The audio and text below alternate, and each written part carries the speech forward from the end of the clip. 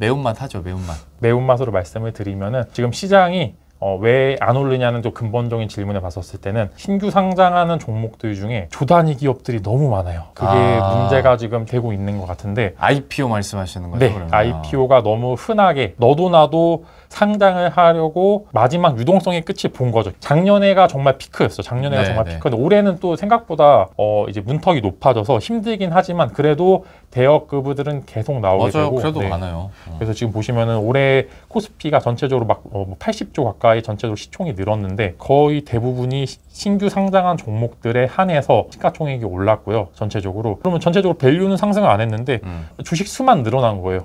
그렇기 때문에 주가도 지지부진하고 거기에다 전체적으로 커진 시장을 들어올리려면 돈도 더 들고 그렇기 때문에 개인 투자자들 혹은 이제 외국인들이나 기관들의 돈은 더 많이 들어도 계속적으로 수급 부담이 있다라고 좀 말씀을 드릴 수 있을 거고 지금 한국 시장이 하락하는 뭐 1001가지의 사례 중에 뭐 하나가 있잖아요.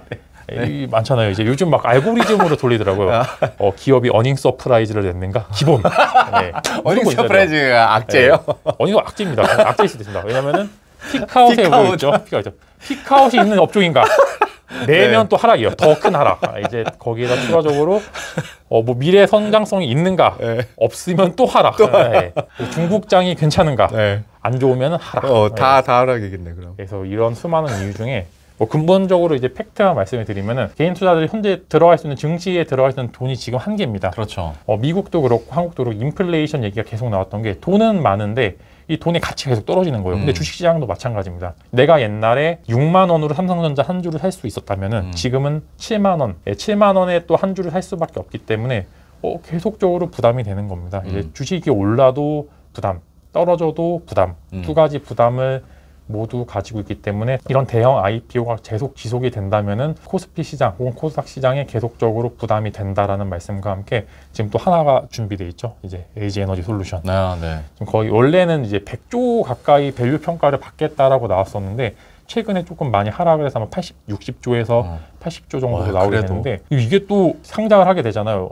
상장하는 날 보시면 대여급 상장하게 되면은 그날 수급이 다 걸로 몰리거든요. 요즘은 좀 덜한데 작년 같은 경우는 옛날에 막 SK 바이오팜이라든지 수급이 다 걸로 몰리니까 나머지는 소외를 받는 거예요. 근데 여기다 추가적으로 이런 수급 공백에 공매도까지 더해진다면 개별주들은 상대적으로 피해가 더 받을 수도 있다. 이제 그런 말씀을 드릴 수 있을 것 같고 우리가 투자할 수 있는 유동성은 어느 정도 한계가 있고 주도주나 대장주들에 대해서 돈이 좀 몰려야 되는데 지금은 대여급 IPO들이 많다 보니까 자꾸 주식 물량 수가 주식 수가 늘어나게 되는 거고 그러면 그 안에서 아무리 돈을 뿌려놔도 다 이제 산산이 흩어져 버리는 거죠. 그러니까 지수 자체는 시가총액은 눈으로는 계속 높아지는데 그죠. 뭔가 내 지수나 내가 기존에 갖고 있는 종목들은 지지부진한 거고 예전에는 그래서 이거 그 언론에서도 대여급 IPO들이 있으면 증거금이 모이잖아요. 그러면 그 증거금이 증시로 유입되니까 만약에 여기서 못 받은 돈도 다시 빼는 게 아니라 사람들이 주식 투자를 하더라 얘기를 했는데 알고 봤더니 이것도 아니었던 거죠. 그죠. 잠깐 있다가 이제 잠깐 있다가 다시 빠지는 거죠. 노크를 하고 가시더라고요. 그러니까 그것도 별 효과가 없고. 맞아요. 맞습니다. 그래서 이 부분이 이제 부담이 되기 때문에 이제 10조가 있으면은 그게 뭐 예를 들어 1조짜리가 상장을 하면 11조가 되는 게 아니라 나머지 10조의 파일을 빼서 10조를 맞춰야 되는 상황이 계속 벌어지는 겁니다. 그냥 11분의 1이 돼버리는 거죠. 그냥. 그죠.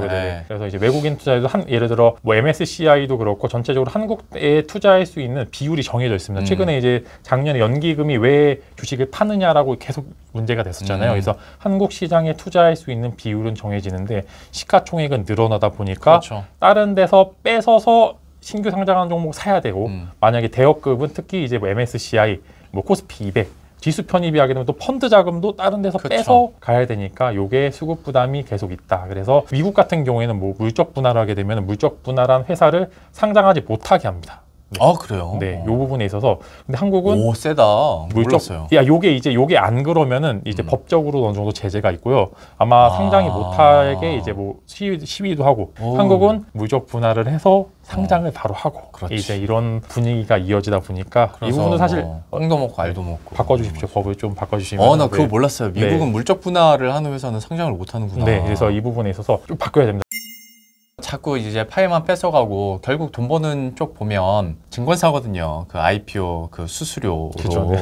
그래서 좀 요즘에는 좀 작작해라 라는 얘기가 여기저기서 저도 좀 많이 들어요. 증권사 내부에서도. 왜냐면 물론 증권사가 돈을 벌어가는 건 맞는데 이렇게 파일을 뺏어가는 것도 있고 이제 균등배정 방식이다 보니까 뭐 돈을 많이 넣는다고 개인 투자자들이 많이 가져갈 수 있는 것도 아니고 그러니까 돈은 우리는 진짜 찔끔 먹는데 우린 치킨값 하나 벌자고 그렇게 계좌 트고 돈 넣어가지고 노력을 하는데 큰돈 목돈 가져가는 쪽은 이제 증권사 아니면 이제 외국인 투자자들이다 보니까 여기에 대해서는 비판들이 많이 있는데 방송에서 얘기를 잘 못할 뿐이죠. 네, 이거는 유튜브를 통해서 사장님이 보시면 안 되는데 DB금 투자 그 사장님한테는 여러분들이 비밀로 해주는 걸로. 한 가지 또 얘기를 하면은 네. 한국 주식이 떨어지는 1000가지 중 방금 하나를 얘기했고 그 다음에 또 하나를 말씀을 드리면은 네. 한국 시가총액 이제 10위권 혹은 20위권 기업을 보시면은 대부분이 제조업입니다. 그렇죠. 뭐 네. 지금이야 인터넷이나 약간 뭐 플랫폼 쪽으로 많이 바뀌긴 했으나 그리고 코스닥도 게임주 쪽으로 많이 바뀌긴 했지만 그래도 제조업 강대국이니까. 네. 네. 나스닥이 왜 잘 오르냐면은 이런 시가총액 상위권 기업 중에 제조업이 많이 없어요. 맞아요. IT 기업들이 많다는 거는 그만큼 이제 인플레이션의 시대에서 좀 자유롭다는 거예요. 근데 제조업 기반의 한국 시장 같은 경우는 인플레이션에 굉장히 민감할 수밖에 없고요. 이제 요소수 사태도 그렇죠.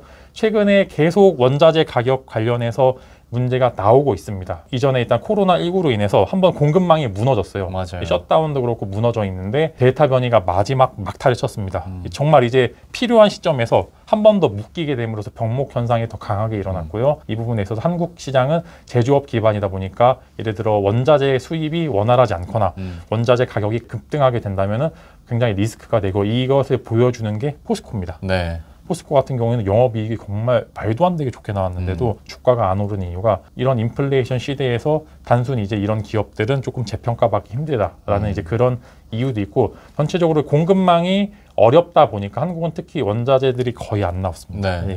그런 이제 상황이기 때문에 이렇게 공급망의 확보가 제대로 안 돼 있는 상황이면 굉장히 리스크가 크고요. 특히 중국 쪽에 많이 치중돼 있는 그런 원자재 같은 경우에 최근에 요소수도 그렇고 네.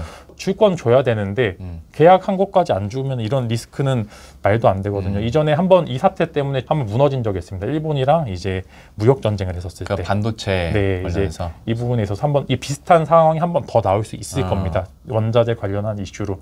그렇기 때문에 지금 2차 전지도 저는 하나의 리스크가 존재를 한다면 성장성은 물론 좋습니다. 굉장히 앞으로 미래에 대해서 가치는 굉장히 잘 평가받을 건데 시장에서 한번 무너질 수 있는 가능성은 원자재 공급이 원활하지 않게 될 경우 그 상황은 분명히 2차 전지에 대해서 큰 악재예요. 왜냐하면 흑연 안에 들어가 있는 뭐 하이니켈 한 번 정도 분명히 문제가 될 겁니다. 이 부분에 있어서 나중에 투자하시는 분들은 지금 리스크가 있을 수 있겠구나. 항상 대응은 하셔야 되고요. 여러 가지 종목들 중에 포스코 케미칼. 네, 요거 한번 말씀을 드려보면은 제일 안 갑니다. 주식이. 2차 전지 사업하는 기업들 중에 제일 안 가는데 포스코 그룹은 지금 원자재를 자기네들이 확보해서 원자재 수입은 또 포스코 인터내셔널 그다음에 또 이제 제작은 포스코 케미칼 일원화를 하려고 하는데 이 부분이 좀 장기적으로 봤었을 때는 굉장히 좋을 거다. 여기서 이제 종목 추천 하나 나가는 거죠. 그래서 포스코 네. 케미칼을 추천한다는 거예요? 네, 요게 전체적으로 원자재 수급에 대해서 한번 시장에 리스크가 존재를 할 거다라고 하는 그런 이유와 함께 이제 슬슬 이제 종목도 하나 너네들 왜 떠들기만 하냐? 놓칠 뻔했네요. 추천이었구나. 네, 종목도 왜 하나 정도 얘기해주면 좋을 것 같은데 이 시점에서 그래서 이제 저도 근데 그거 되게 좋게 봐요. 포스코 그룹 자체가 얘기를 해주신 것처럼 이제 원자재 공급부터 이제 만드는 것까지 밸류체인을 이제 만들어가고 있잖아요. 그리고 고전 옛날 굴뚝 산업 그게 아니라 어떤 수소나 2차 전지 사업 쪽으로도 계속 영위를 하려고 노력을 하고 있기 때문에 시간은 걸리겠지만. 네. 사실 리포트들도 지금 나오는 것을 너무 맹신은 하지 마시고 이제 리포트만 보시는 게 아니라 공시지를 뜯어 보시라든지 이 실제로 사업을 하는지 영위하는지 실제로 보셔야 되고 공부 많이 하시는 게 좋을 거고요. 이제 영롱 앵커님이랑 같이 하는 방송도 많이 봐주시면 홍보까지. 요새 이제 방송 개수도 계속 늘어나시고 더 승승장구하시길 바랍니다. 아닙니다. 지난 10년 동안 저랑 방송했던 분들은 다 잘 됐어요. 기운을 받아서 더 잘해보도록 하겠습니다. 네, 아무튼 오늘 이렇게 또 진솔하게 얘기를 해주셔서 감사드리고 근데 이제 인사를 하기 전에 제 유튜브에 오면 항상 해야 되는 게 있습니다. 여기 뒤에 구독이랑 좋아요, 알림 버튼 지금 보이세요? 보이네요. 네. 아유, 네. 그러면 어디 있는지 좀 찍어줘요. 네. 구독과 좋아요 한 번만 얘기해 주세요. 구독과 좋아요, 알림 설정까지. 요즘 이것도 안 돼. 딸랑딸랑. 한 번씩만 클릭해 주시고요. 예, 저희들은 다음에 또 다시 찾아뵙도록 하겠습니다. 고맙습니다. 안녕.